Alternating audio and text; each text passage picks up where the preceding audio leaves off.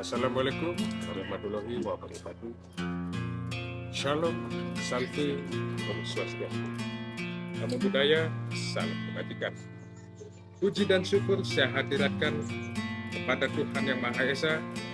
Atas berkat dan rahmat beliaulah saya diizinkan untuk mengikuti lomba penyuluhan yang diselenggarakan oleh BNN Kabupaten Belu dalam rangka memperingati ulang tahun BNN yang ke-10. Yang terhormat para dewan juri, sebelum saya memulai penyuluhan, izinkanlah saya memperkenalkan diri. Saya Gede Bagasan Damarayasa, asal sekolah SMA Negeri 1 Atambua. Pengertian narkoba. Narkoba memiliki kepanjangan dari narkotika dan obat-obatan. Narkotika adalah zat psikotropika yang bersifat alamiah, sintetis maupun semi-sintetis, yang menimbulkan efek penurunan kesadaran, halusinasi, serta daya rasa. Obat-obatan tersebut dapat menimbulkan kecanduan jika pemakaiannya berlebihan. Pemanfaatan dari zat-zat itu adalah sebagai obat penghilang nyeri serta memberikan ketenangan. Oleh sebab itu, mari kita pahami dan cermati pengertian dari narkoba. Saya lanjutkan ke materi yang kedua, yaitu jenis-jenis narkoba.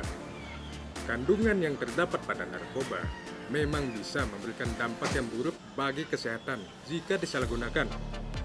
Menurut Undang-Undang tentang Narkotika, jenisnya dibagi menjadi 3 golongan.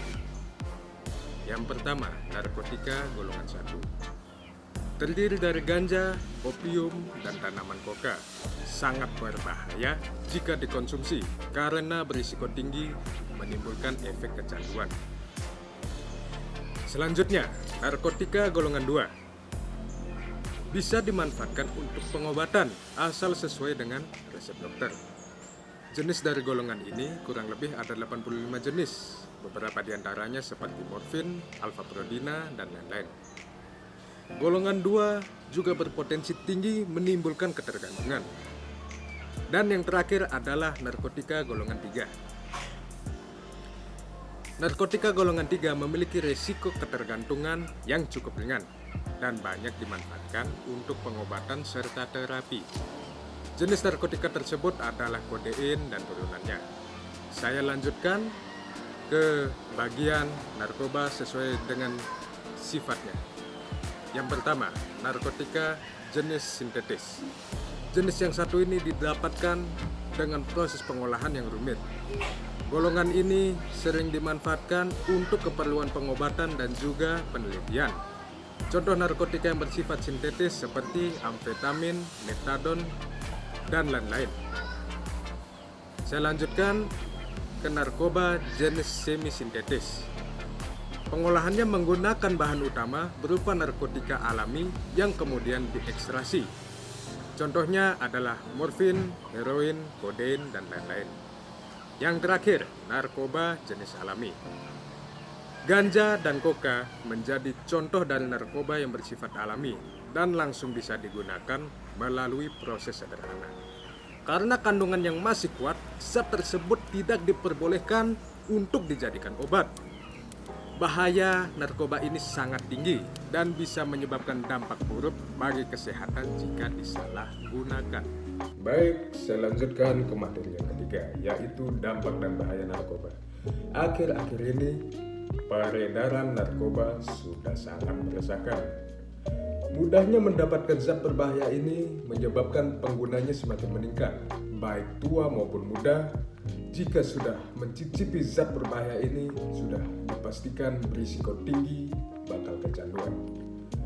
Walaupun ada beberapa jenis yang diperbolehkan untuk pengobatan, tetap harus dalam pengawasan medis dan dokter. Serta ada 5 bahaya jika mengkonsumsi narkoba. Yang pertama, dehidrasi. Yang kedua, halusinasi. Yang ketiga, gangguan kualitas hidup. Yang keempat, menurunkan daya ingatan. Serta yang paling parah adalah kematian. Saya lanjutkan ke materi yang keempat, cara mencegah penyalahgunaan narkoba. Yang pertama, hindari untuk mencoba-coba menggunakan narkoba, kecuali atas dasar pertimbangan medis atau dokter.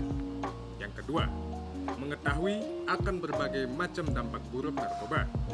Yang ketiga, memilih pergaulan yang baik dan jauhi pergaulan yang bisa mengantarkan kita pada penyalahgunaan narkoba. Yang keempat, memiliki kegiatan-kegiatan yang positif, sebagai contoh berolahraga atau mengikuti kegiatan organisasi yang memberikan pengaruh positif kepada kita. Yang kelima, selalu ingatkan bahwasanya ancaman hukuman untuk pengguna, terutama para pengedar narkoba, sangatlah berat. Yang keenam, bila mempunyai masalah, maka cari jalan keluar yang baik dan hindari narkoba sebagai jalan pelarian. Yang ketujuh, selalu mendekatkan diri kepada Tuhan agar kita menjadi orang yang beriman dan selalu dituntun menuju jalan kebenaran. Sekian materi penyuluhan yang saya bawa.